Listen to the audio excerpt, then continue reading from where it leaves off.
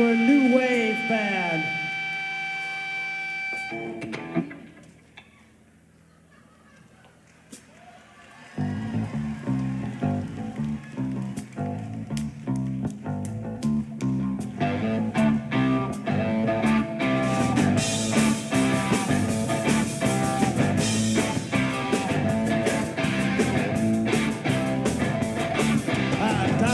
Self-respect, I can't afford a car. I wanna be a prefab superstar.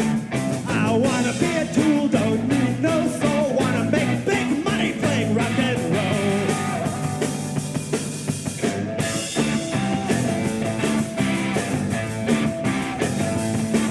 I'll make my music boring. I'll play my music slow. Businessman, no ideas of my own. I won't defend or rock the boat, just sex and drugs and rock and roll. And here we go with drool, drool, drool, drool, drool, drool. My payola, drool, drool, drool, drool, drool, drool. My payola. In the world of punk music, there's probably no greater insult than to be labeled a sellout. In 1980, the Dead Kennedys were assuredly not sellouts. Invited to the 1980 Bay Area Music Awards to play their indie hit California Über Alles, the Kennedys did exactly what you would expect a punk band opening for the likes of Eddie Money and Huey Lewis to do. They threw up a metaphorical middle finger, and after the opening chords of California Über Alles, they began playing Pull My Strings. The song is a lighthearted insult to the music industry practice of payola and the artists who sell out to become stars. The tech platforms that dominate the world today were once very punk. They were disruptive and had loyal followings. But not only did they sell out, in doing so, they've degraded the usefulness of the platforms, and the only reason people stay is because there aren't many alternatives. There's a name for this, and David Powers joins the show to discuss how it applies to platforms from Uber to Amazon. This week on Next in Queue, we discuss the term coined by Cory Doctorow to describe this platform lifecycle, the 4 steps of the lifecycle, examples including Uber, Reddit, Twitter, and Amazon, whether paid platforms are the solution, how DRM affects authors, how the gaming industry has also fallen prey, and finally, whether OpenAI is already part of the life cycle. Let's get to it.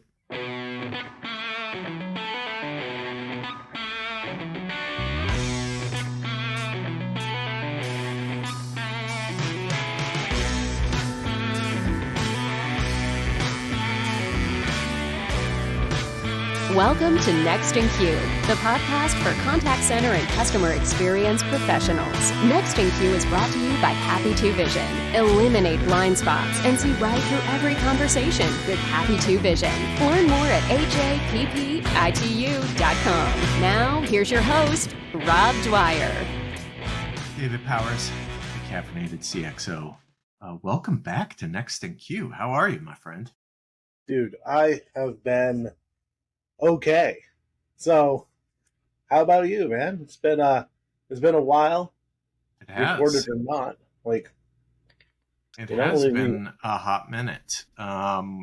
We've had some opportunities to go back and forth. You have been on the show at least twice, so you are making at least your 3rd appearance. I think that's right. Is that right? If I remember correctly, it might be 2, maybe 2.5. So 2.5. Okay. I'll give you remember that. A really short one too. Mm-hmm. So yeah, it's possible this is number 4. It's possible. It could be. Look at you, just making all the appearances. thanks for joining. Before we get to the topic that I want to dig into, I want to talk about the new name of your podcast. And for those that don't know, let's talk about the old name and the new name just to make sure people are in the loop. Yeah. So the old name of the podcast was Caffeinated CX. It came out of a internal video series I was doing at my day job called Coffee with Dave. And I was like, oh, cool, that's a cool spinoff. And then I released my first actual public episode of that back clear in like early 2021, I think, which is cool, which is a while ago. Before the name change, I think I was up to 180 odd episodes of that, give or take. But I don't know how much of this we can talk about publicly. We can talk about it all publicly. I don't care. So somebody sent me and I forgot the dude's name. I put a screenshot up on my blog, and I thought I had censored his name out, and I did, except for the very top where I forgot. And I'm not going to go back and re-edit, but that was a complete mistake. That was me just rushing through it. It is what it is. But he had messaged me back in sometime in 2023 saying, hey, I really like the name of your podcast. It's amazing. I love it. And then he came back like a couple days later and was like, hey, I own caffeinatedcx.com. Let's talk. And I was like, yep, here we go. And I just ignored the guy, right? I was like, yeah, whatever. Then he launched some kind of AI thing with the name. The website's down last time I checked, but whatever. And then he started doing podcasts with that name as well. And they were kind of really shitty, but it is what it is. And I don't just say that because, like, you know, they stole the IP or anything. But it's when I complimented him on the name of his podcast in a LinkedIn comment, he like insta blocked me. So, and then I believe it was you that reached out to me saying, hey, yep, I knew it was, but, you know, I just wanted to keep the names separate just for the sake of being mysterious. And yeah, you asked me how this person was as a guest on the show, and I was like, I have no idea what you're talking about, bro. So, but I guess they had been on the other one. So Yeah. Eventually I just got tired of it, and I was like, I'm a chaotic being by nature anyway. So I was like, we'll just change the name.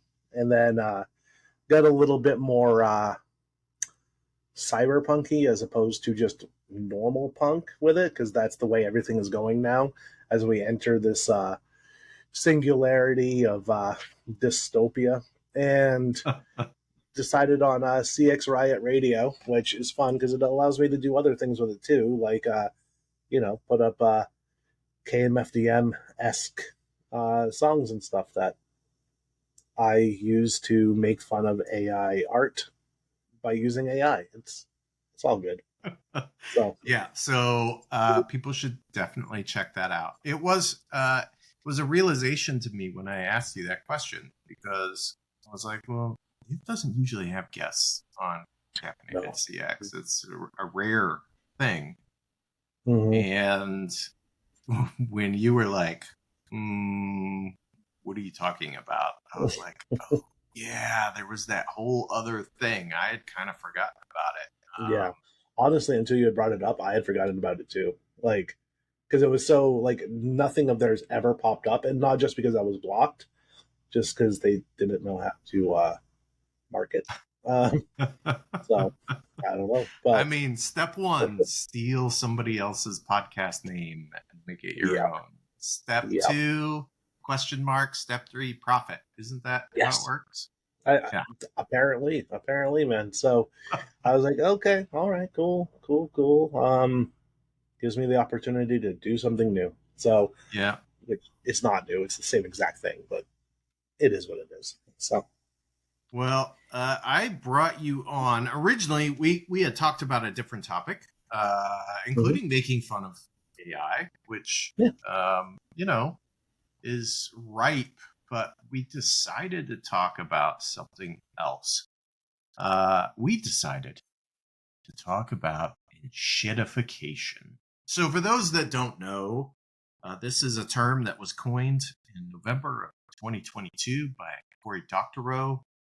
And shitification is, it's not just something that showed up and people started using it as slang. Like, it has a very specific description.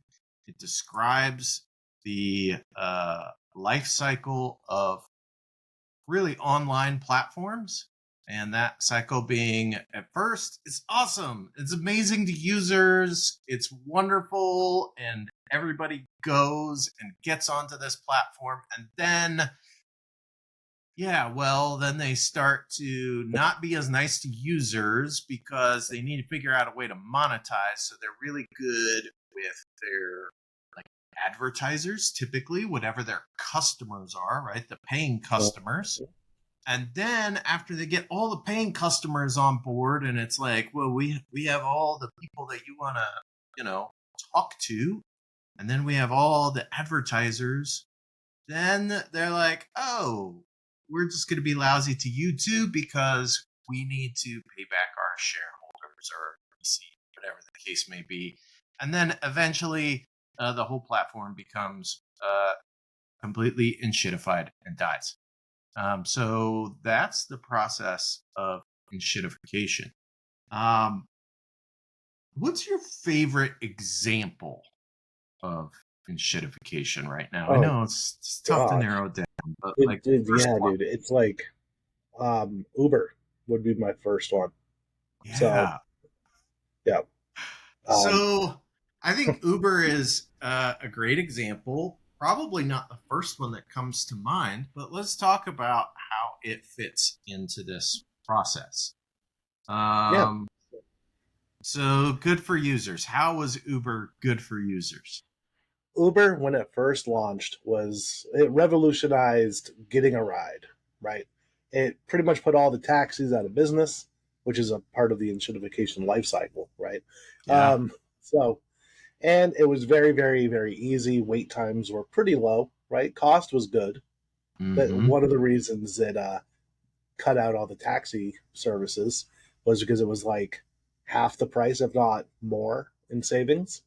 You could get a ride pretty much anywhere, anytime you wanted to, just had to pay the price. And then slowly they introduced things like surge pricing. And then last time I tried using it, there wasn't any drivers, which, whatever. And then now they have all these different tiers, right? Yeah. And the tiers are exponentially more expensive. And to get what you could have just gotten originally was just by signing up with it, right? Now it's like 5x the price to get, anywhere, unless you want to wait an hour. And then, then it might be cheaper, maybe. But just the price alone, and I know everything's going up right now. I've been to the grocery store, but where it was $6 originally, like 2019-ish, right? To go from where I was living to my office, which was like 5 miles, $6. Right before I moved a couple of years ago, it had gone up to 17. Yeah. Right. Wild. And with the long wait times and different tiers, you could press the someone from New Jersey's calling me. I don't answer calls from New Jersey. I'm sorry. So it could be Bon Jovi, though. Like, what if it's John be. Bon Jovi calling you?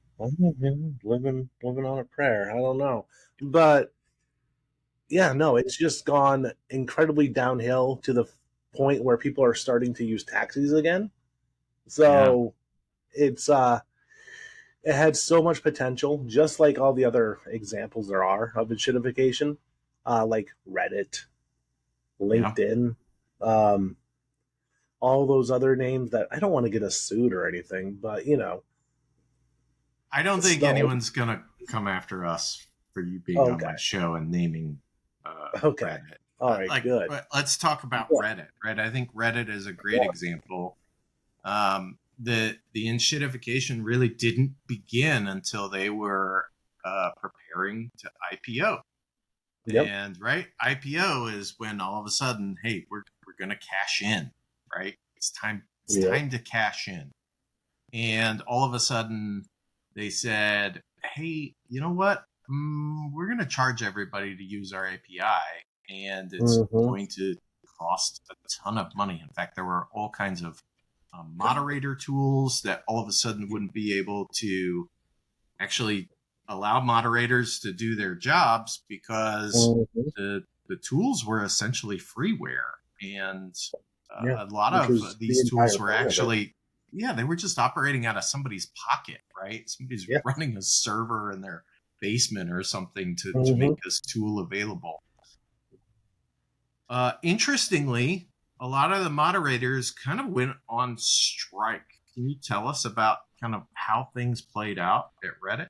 Oh, have you been on Reddit recently? I am on Reddit pretty often, yes. I am too. Have you seen the massive amounts of ads and yes, lack of real content now? I have. Yeah, there's an ad probably every third or fourth post. Actually, if you're using the mobile app, it's an ad.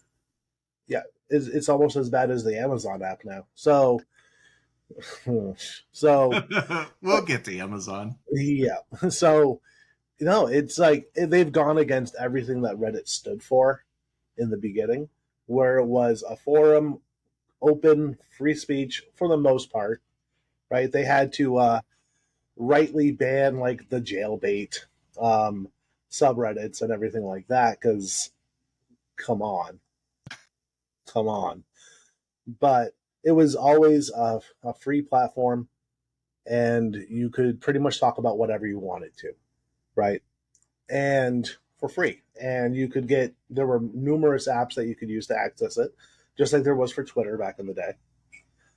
And do we have to talk about Twitter? We don't. I think everyone understands what's happened at Twitter. That also, great example of enshittification. Yeah. For $44 billion, you got to get it back somehow, Yeah. Right. So, but now it's nothing but ads. It's incredibly easy to get banned off the platform, right? And mostly by speaking bad about how many ads there are. All those the app I used to use, which was called Reddit is Fun, which was hands down in my opinion, the best app for Reddit. It just made the readability that much better than even like the website, which if you're not used to like Reddit, the website is going to give you a headache when you're like reading down through threads. So, which is like what everybody complained about. But Reddit is Fun kind of got rid of that, and it was easy to read. And then as soon as they changed the API and started charging for it, my gosh, man, it just went away fast. And ever since then, Reddit has just gone downhill. It's harder to navigate. You're not going to get the kind of content that there was, which Reddit used to be like one of my go-to search engines, right? Just to find really quick answers to things. And now, if you're not getting like sponsored posts or just ads or just AI generated marketing agency posts on threads that were done 8 months ago, that kind of thing. So it's almost entirely useless except for a few like really niche subreddits, right? Yeah. So, but the main ones, the ones that you get without even signing up, right? They've all gone to trash, and it's all because everything has been monetized. And I get it. People have to make a living. People have to feed their families. People have to pay back the shareholders. But when it destroys the entire UX or the user experience, is it really worth it? Yeah. I have a question really related to what you just talked about. But let me set the stage. Part of the way that a lot of enshittification happens is that the service, the platform, is free to users to begin with in an effort to bring on as many people as possible, right? Think Facebook, think Google, think Amazon, Reddit, Twitter. All of these are great examples of really a service that's free. And that is intentional, right? Users are essentially the product. Eventually, that gets monetized by selling our data to advertisers. They can target, or selling our data to other data brokers, right? Who may sell it, Yep. who knows where. But I wonder if, right, our problem begins with the fact that as users, we just don't recognize or don't care that a free service eventually is going to act in a predictable way. In other words, we could say, you know what, I will pay a subscription fee so I can have Reddit and have it ad free, whatever that fee is. Maybe it's $5 a month or $10 a month or whatever. And perhaps that would allow me to not have this downward spire. You know what I'm talking about. Spiral into enshittification. There's a part of me that says, do you think that's the case? And then I am going to respond to your response. Yeah. I think at the beginning of every platform, people are optimistic. People are probably naively so, right? Because we've all been down this route before. I mean, anybody who's old enough to have like a MySpace saw it happen in real time, right? Yeah. So it's I think people get excited about new things and then they become obsessed, especially when it's a free service that you yourself could make money off of if you did it right? Which in turn turns money too. You know what I mean? But yeah, here's the thing. I mean, we're all optimistic when things come up and they're fun and there's a community involved, right? And we'll put up with a few ads here and there, right? Just like banner ads or whatever. So nothing too intrusive like dictionary.com right now. Oh my God. That site is unusable. It is unusable. Dude, is it okay if I share my screen really quick? Yeah. Let's do this. All right. So for those of you who are watching the video feed, let's show you dictionary.com. If you're unfamiliar with dictionary.com, it does exactly what you think it does. It's an online dictionary. Yeah. And of course, as soon as I started sharing, half the ads went away. But like, this thing was like, because it knows. But this thing, look here. It's like, did you know? Blah blah blah blah blah blah. It's all ads. It's yeah. And before I started sharing, yep, this is. I hate it. So it's a dictionary. I'm just gonna go use Perplexity for everything from now on. Until that gets saturated as well. You know that's coming. Oh yeah, 100%. I can't wait until the AI ads get here. So halfway through a ChatGPT prompt.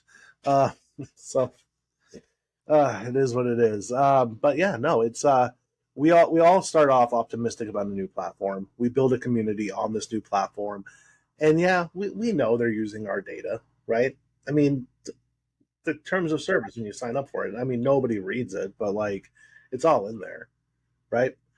It's when the ads become overwhelming, like what I just saw.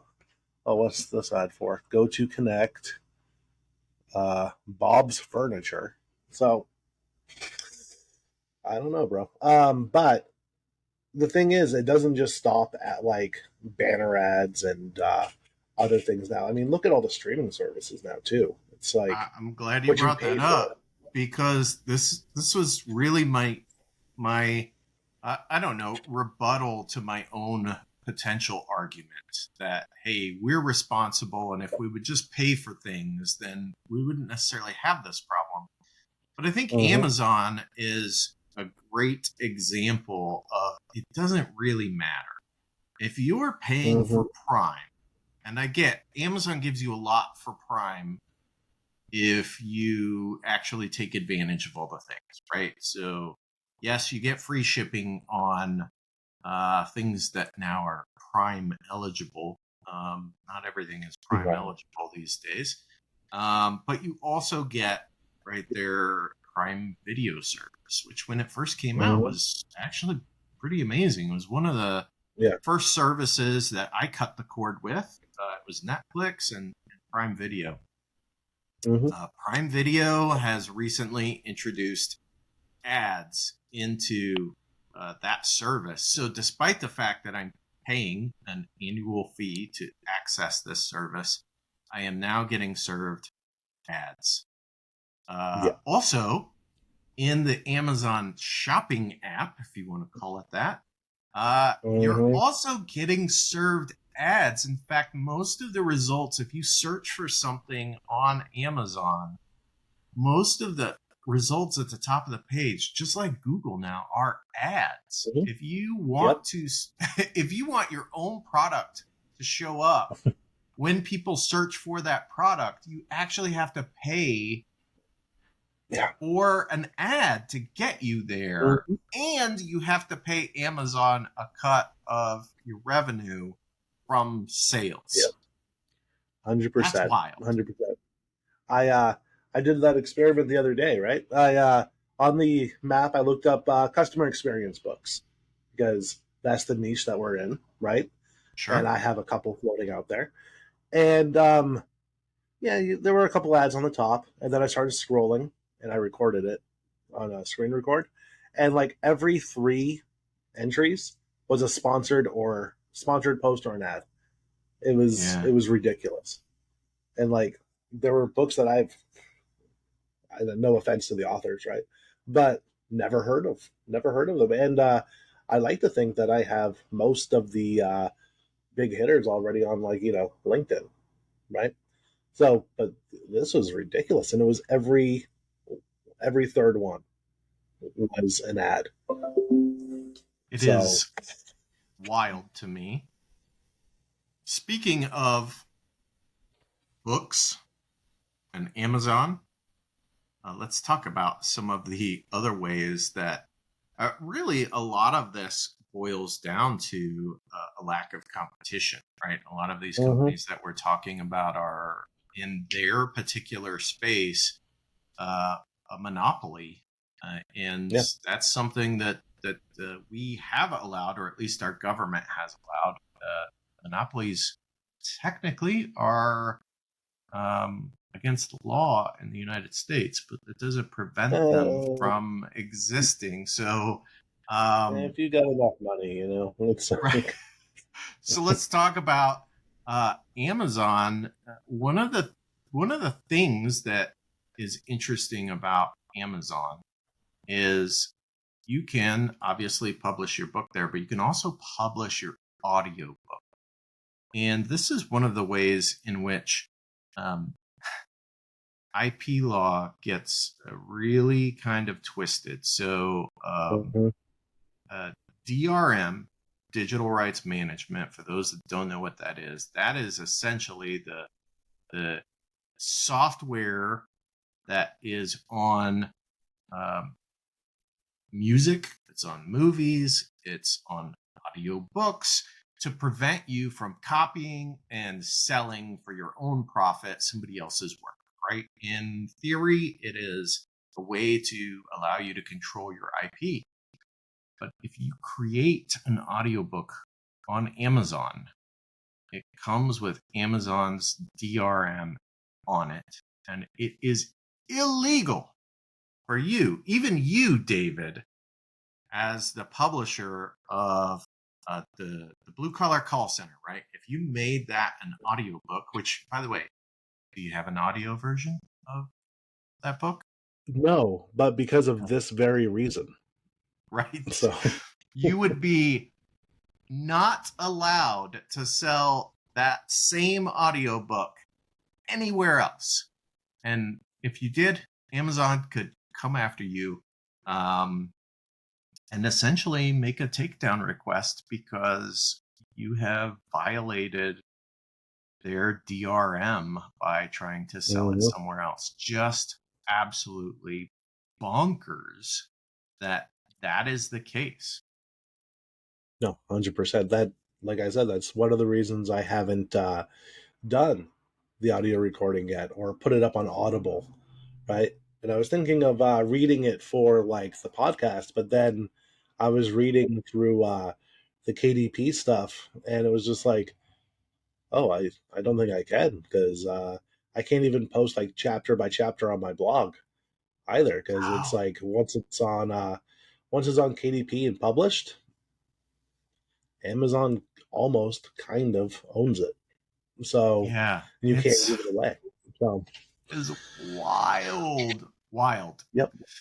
But it is what it is. There's no other real way of getting published nowadays unless you get like Forbes reaches out to you or something, Yeah, which I don't want that either. But and I never want to have my stuff behind a paywall, you know? So, because first of all, I hate paywalls, especially with like magazines and newspapers, because dude, no one's going to read your stuff if there's a paywall. No one reads yeah, newspapers anymore. But it is what it is. It's like, yeah, DRMs is a big thing, and it was huge in video games too. Like yeah. where, so, and we can talk about video games too, because holy shit. So talk about inshitification. It is the So exact same process, right? I mean, so let's what's your favorite example in a video game? okay, so for inshitification, where it comes to is pretty awesome at first, and let's even narrow it down to free games, right? So, and then we'll get into some paid games because that's getting bad too. Because we can talk about loot boxes and everything else, right? But let's take for a free game, Neverwinter, right? Neverwinter, based on Forgotten Realms, Dungeons and Dragons. When it first came out,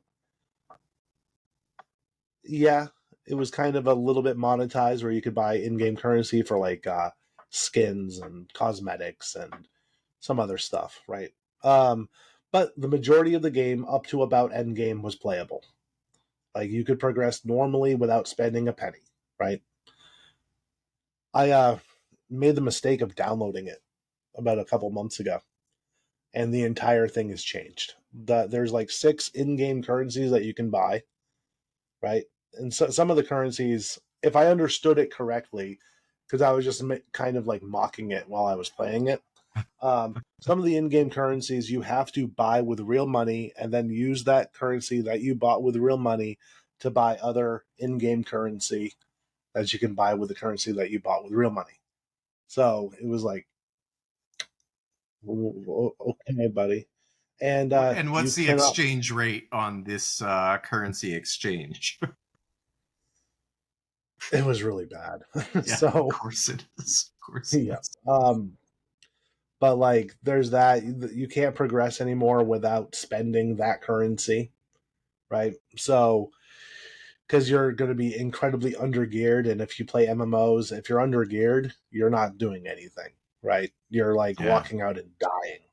Um, Another prime example of this is Blizzard as a company, who used to be yeah, the pinnacle of games, right? Whenever a new Blizzard game came out, people got excited, right? People would line up, and back when it was mandatory that you had to have a physical copy of the game anyway, people would line up for midnight releases for Blizzard games, and almost exclusively for Blizzard games.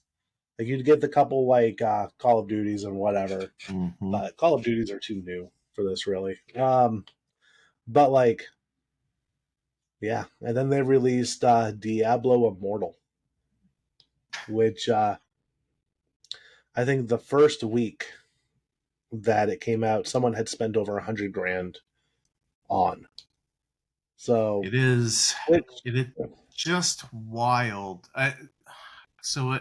This has so many different aspects to it, and I think those of us that are roughly our age, right? We're similar age. We remember, right? You'd have to buy a console, but then you buy a game and you own the game, right? You had a physical, typically a cartridge. Eventually, they became discs, but you owned the game and you would play the game till it was over. You won, or you would just play it wherever. Sometimes you just play the same game over and over. It didn't matter if you had beaten the game or not. I do think that when we entered two things, an opportunity for massive multiplayer online and downloadable content and the ability to buy things in game changed the entire dynamic, because now it wasn't just I need to beat the game. I'm competing with other people all over the world. And that competition, for whatever reason, right, there are people out there with literal money to burn. They were willing to burn it to be 100%. And number one on the leaderboard. Yeah, and here's the thing, online gamers, by and large, they're two things, right? They're competitive and they're completionists. Yeah. So those two things make it very, very easy to monetize. So if you can spend $5 here, $10 there on some things that will give you a competitive edge, and also you get an achievement for, and you get a little pop-up saying, hey, you did this, and then it goes on to onto your account, you can make bank. Right? And I don't have to put out a new game, more money. I just add new features, new achievements, new currency, some new skin, whatever I want. And then you brought up loot boxes. So for those that are not into gaming, tell us what a loot box is. It sounds awesome. It sounds like a box I open that has good stuff in it. Is that what it is? Yeah, it's exactly what it is if you pay for it. So, and you get these for free in the game. You get the box, but you have to buy the key. So, which is smart. It is. And let's take the game Destiny for an example, right? Same people that made Halo made the Destiny games, right? Bungie. And Halo's always been a fun game. Halo's always been pretty near the top. Destiny 1, pretty awesome. Destiny 2 came out. At first, you had to pay for it, right? And then they realized, why are we charging up front when we can monetize this forevermore, and people will spend 100x what they would have paid for the physical, or well, the digital copy of the game. And that's exactly what happened. Now, like within the first 20 minutes of playing the game, right, I got my first loot box, which promised some rare items, some upgrades, some things that would make my journey through the solar system so much easier. Did you know what was in the box? I have no idea what was in the box. No idea. But the promise was there, and all I had to do was press a button to unlock it for only $5.99, $9.99. I forgot which one it was. But this was egregious in like when you had to pay for the game as well, and then there was monetization after that to give you a competitive advantage. And I get the argument that like, yeah, people choose to do it, right? So okay, cool. But for a competitive advantage, and let's talk about games that you actually pay for, right? That you have to like buy on Steam or wherever that have these things that you could buy competitive advantage for. That puts the people who don't buy them at a disadvantage, right? Mm-hmm. So Yeah. for the same game they paid the same amount of money for, it's just they don't have the disposable income, or they haven't learned mommy's credit card number yet, right? So either or. So, and I'm not against like video game monetization when it comes to cosmetics, right? For when it comes to skins, go for it. Or if you want a new mount in World of Warcraft and you don't want to grind 20 hours for it, yeah, cool. But, don't sell epic weapons or, Right. upgrades to your armor and stuff like that, cuz it makes people who can't afford that at an advantage, and it becomes like I don't want to be labeled a politically ideology that I'm not, but it makes it so that the people who can spend, the people with the capital, can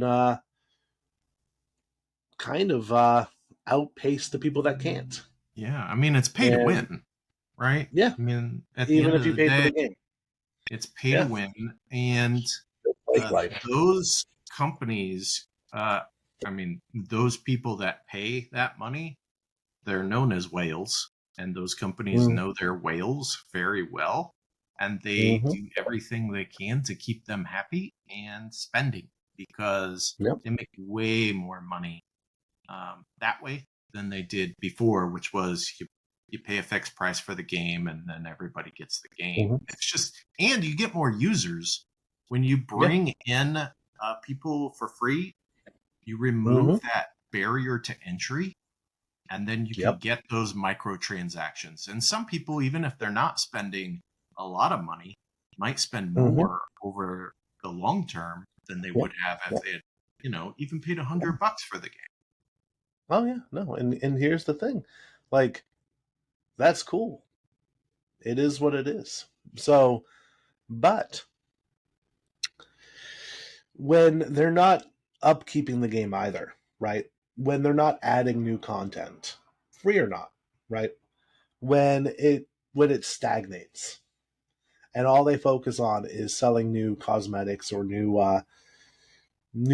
upgrades for characters and not updating the game itself, and then players typically leave when things stagnate, right? When there's nothing new. So I don't know. There has to be a balance somewhere. And like I said earlier, I get that people have to keep the lights on, right? They have to pay back their shareholders. They just shouldn't do it at the expense of the user experience to such a degree. Like, Yeah. you and I are old enough, and Oh honestly, man, just we are looking at definitely old enough. We're yeah. old now. So, and just judging by my podcast statistics, are and I'm imagining that ours are pretty similar. We're in the same sort of niche, right? Our listeners are about the same age as us, right? Probably. So Yeah. so we're lucky that we've got to see kind of the rise and fall of cable, and now we're seeing the things that replaced cable become cable. So Yeah. it's just a very, very neat period of human existence. Neat So is a fun way for you to put that. That's fun. family friendly, Thanks. man. Family Thanks. friendly. So Hey, I have a question for you. There yeah. is a new company that is making all the waves. I'm sure everyone who's listening has heard of OpenAI. Hmm. Is OpenAI already in shitifying? In certain ways. in certain ways, yeah. So, and it's bound to get worse, right? Is they're not at the point yet with ads within their platform, right? So, but it's as a caveat here, I haven't played with their API, right, or their development tools, right? But just as a user, right? It's I don't know if it's because they fed it a bunch of stuff from New Reddit, right? But already the answers are getting worse. It's getting harder to prompt, right? And get real actionable content out of it. And it just might be the upgrade, but like it hallucinates a bit more, right? Um, I don't know, $20 a month for the pro version. I don't know if it's worth it. Um, and just the amount of garbage GPTs that are on their little store, right? And that's becoming a little excessive, and a lot of them are garbage, right? And they're paid. You have to pay for them to even try them out. I think that's if it hasn't become enshittified yet, it's well in the way of becoming that way. And I think it's only a matter of months before we start seeing the other signs, right? So, because it's taken so far all of our prompts that we've done, right? All of the answers that it spits out, and it just recycles that. And it will lead to the complete enshittification of the internet if it hasn't already started, right? So, right now, like what? It combs the internet, and I don't know if it still has that limit of like 2021 or not anymore. I don't Which, think so. if you tried to, yeah, I remember if you tried to look up something current, it was like, I only know this much. Right. So, but once it starts catching up to when people started writing like complete AI based blogs and articles and all this other stuff, right? And it just becomes a feedback loop of AI reading AI. That's going to be fun. That's going to be amazing. And it's It going to be is. complete shit. So, I'm glad that we could have a discussion that is encouraging and optimistic and really extols the virtues of current platforms out there today. So thanks for that. By the way, yeah. this podcast is free to listen to. So I need all the users that I can get, aka listeners and or viewers, so that I too can start to sell you ads. And then eventually my platform can die when I cash out and move to Barbados Yeah. or something. So No, 100%, man. I'm behind that. We can start selling like filters and stuff to put on our faces when we do these. So it's all good. So, or maybe we can just move over to Twitch. So, ooh, yeah. I am once we're finished here, I'm going to send you a loot box and then offer you the key for the low price of I don't know, $29.99 or something like oh, that. And well, good thing today's I payday. I accept all major credit cards. So David Yeah, Powers, thank you so much for joining the show. I don't know that this is the normal show, but I will say, like, if you are thinking about customer experience, don't let whatever you're doing be part of the enshittification loop. Because, I think that's the message. It's yeah, if you give a shit, you won't inshitify. So it's the root word, so it's fine. Still family friendly here. So oh, we passed family friendly a long time ago, but that's okay. As long yeah. as it's friendly enough for you to play for your kid on the way to school, that's all I care about.